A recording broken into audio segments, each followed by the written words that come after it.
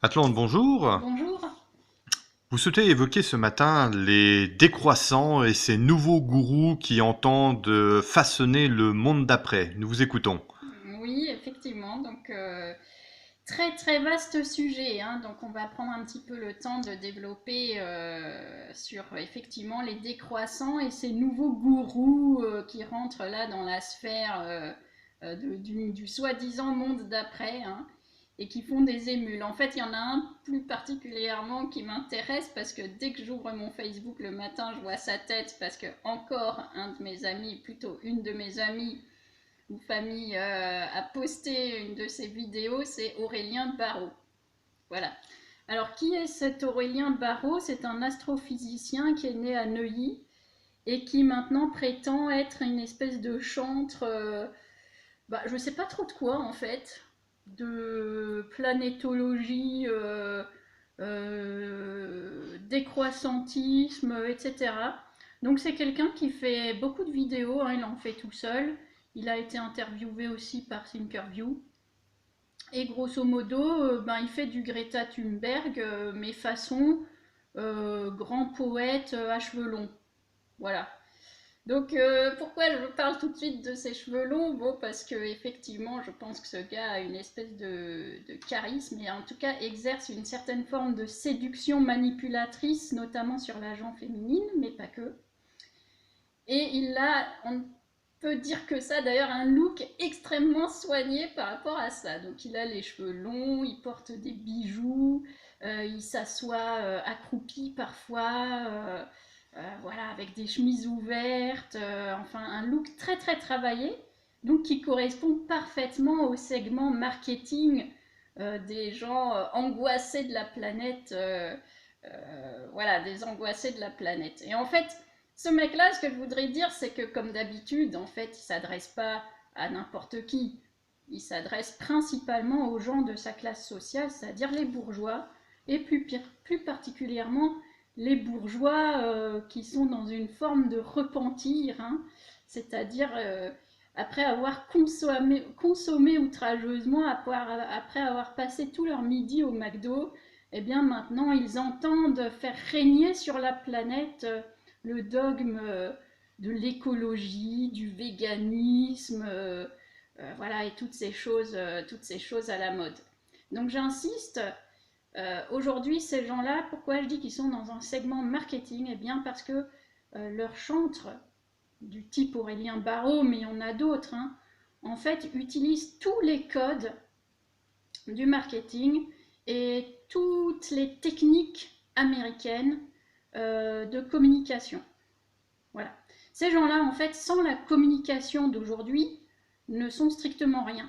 Donc, quand je prends Aurélien Barraud et que j'écoute ses vidéos, parce que je l'ai fait, hein, je suis quelqu'un, voilà, je ne pars pas sur des préjugés, je me suis tapé une écoute donc attentive de ce qu'il dit, hein, en vidéo, et j'ai compris en fait que, enfin, il m'a fait penser à une personne, il m'a fait penser à Marlène Schiappa, parce qu'il utilise cette technique de débit de parole, hein, de flow de parole qui est typiquement américaine, et surtout il utilise des mots américains à la mode, hein. Voilà, il utilise beaucoup de mots américains, et donc je le soupçonne d'avoir même été formé aux États-Unis.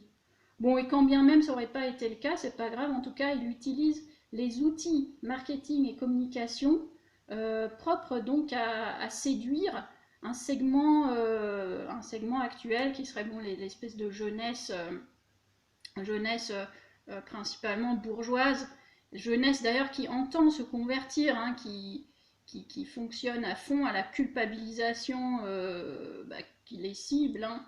Hein, voilà, les procédants, coton-tige, machin, donc ils essayent de devenir végans, voilà, mais Aurélien Barraud, par contre, lui, il porte des vestes en cuir, sur la vidéo Thinkerview, il avait une grosse montre en or, enfin, bon, je dis ça, je dis rien, ça m'a fait un peu rigoler.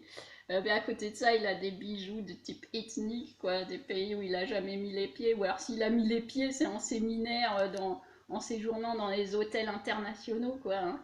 Donc ça me fait doucement rire. Et donc, j'ai un petit peu perdu le fil là. Ce mec-là, si vous voulez, j'ai quand même envie, je parle de lui parce que quelque part c'est un imposteur, mais un imposteur savamment travaillé. Hein, comme je disais, il utilise les techniques américaines là, de flot de parole, il utilise des mots typiquement à la mode, d'ailleurs il disait, on phosphore, j'ai entendu dire, on phosphore entre gens intelligents.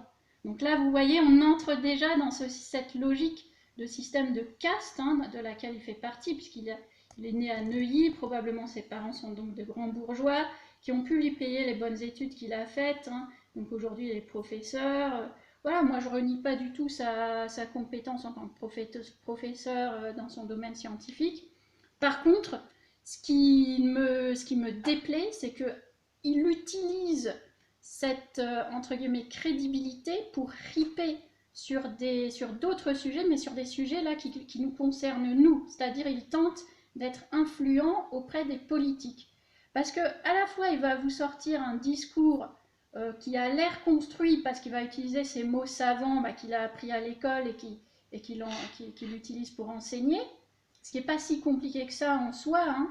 Donc vous qui l'écoutez, ça vous paraît hautement crédible, mais le fond de ce qu'il dit, hein, le sens des mots qu'il utilise hein, et des phrases qu'il façonne, c'est quoi exactement?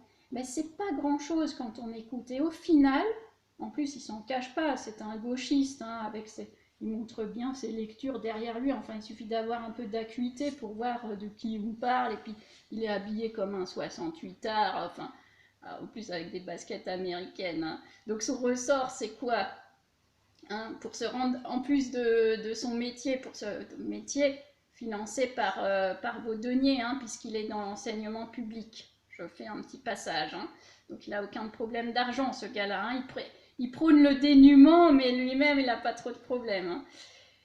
Alors, le ressort, outre effectivement sa profession, c'est tout de suite de dire Trump, de critiquer Trump. Donc, le truc qui sert à rien dans une démonstration, mais c'est pas grave. Ah, il a dit, Trump est con. Ah, donc c'est bon, il est crédible. Donc, on continue à l'écouter. Donc, ça, c'est la première chose.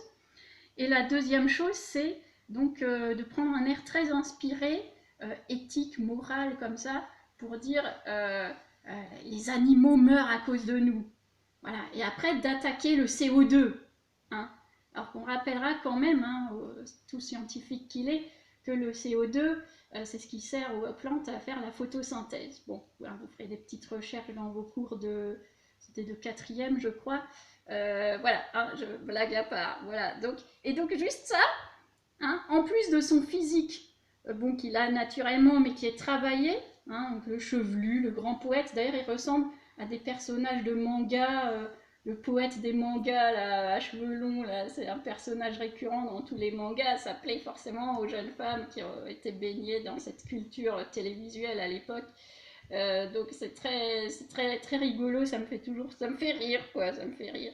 Enfin bon, ça me fait rire jaune avant tout parce que ce gars-là, donc il utilise ses ressorts intellectuellement fallacieux, intellectuellement malhonnêtes, de à la fois dénoncer le monde actuel dans une espèce de flou général, c'est-à-dire le monde actuel est mauvais, la consommation et tout ça c'est mauvais, hein, la viande c'est pas bon, ça tue les animaux, etc.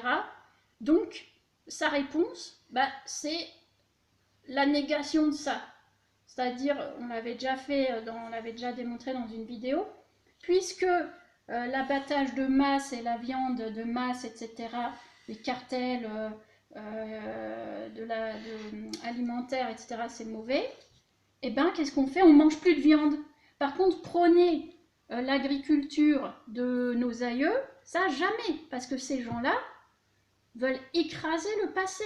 C'est-à-dire tous les gens qui ont eu un savoir-faire, une science de l'agriculture, de la construction, etc., ils veulent pas le savoir. Voilà, et en même temps, ils vont vous dire à vous quand vous êtes un peu, quand vous dites non, mais écoutez, les côtes françaises finalement n'ont pas été grignotées comme c'était annoncé il y a 20 ans dans Mickey Magazine, hein, ils vont vous traiter de négationniste. Par contre, eux, la négation du passé, ça les dérange pas. Hein, voilà, donc c'est là que je dis que ça commence à être dangereux. En plus, si vous l'écoutez bien, jamais il ne parle de démocratie, jamais il ne parle du peuple. Bon, comme on l'a dit, évidemment, il ne va pas s'adresser aux cassos qui, eux, consomment en masse les produits des firmes multinationales de l'agroalimentaire, hein. Mais en plus, jamais, de toute façon, il va s'attaquer aux firmes de l'agroalimentaire. Parce que ce mec-là, il le dit dans une de ses vidéos, que ce soit une grosse firme nationale ou la petite entreprise du coin, hein, qui paye ses impôts, ses charges et qui donne un peu de travail aux gens locaux, hein, il les met dans le même sac. C'est là qu'on commence à être dans la supercherie. Tout comme il va mettre dans le même sac finalement le petit éleveur de vaches du coin et la grosse firme dégueulasse qui exploite et qui effectivement tue par milliers journaliers des animaux malades, hein, et pour en faire des steaks McDo, quoi. Ça, ils dénoncent pas. C'est là qu'on est dans la supercherie, parce qu'ils mettent tout le monde dans le même sac. Et jamais ils ne parlent des États-nations, jamais ils ne parlent de politique. Pourquoi? Parce qu'en fait, ils préparent les esprits à la gouvernance mondiale. Parce que pour eux, il n'y a pas de frontières, il n'y a pas d'État-nation, il n'y a pas de démocratie. Ce type de mec-là, il veut imposer au monde entier son dogme propre, qui ne fait d'émule qu'auprès des bourgeois un peu faiblards, des bourgeois qui ne lisent plus.